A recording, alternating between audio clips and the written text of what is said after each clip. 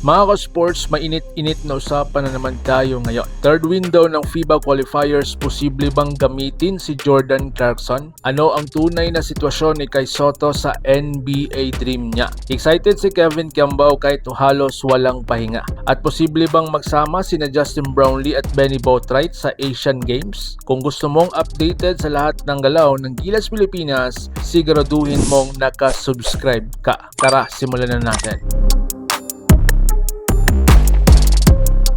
Mga ka-sports, kay Kevin Kiambao, puro puso sa third window. Hindi itinago ni Kevin Kiambao or mas kilala nating KQ ang kanyang excitement para sa third window. Pero alam nyo ba, halos wala siyang pahinga. Galing sa kanyang grind sa Korea, tapos pagdating sa Pilipinas, diretso ensayo agad. Walang reset, walang adjustment period. At dito natin makikita ang dalawang bagay. Unang-una, ang puso at dedikasyon niya sa Gilas. Pangalawa, mas malaking issue sa player management. Sa FIBA level, hindi sapat ang puso lang. Half second late sa depensa, parusa agad.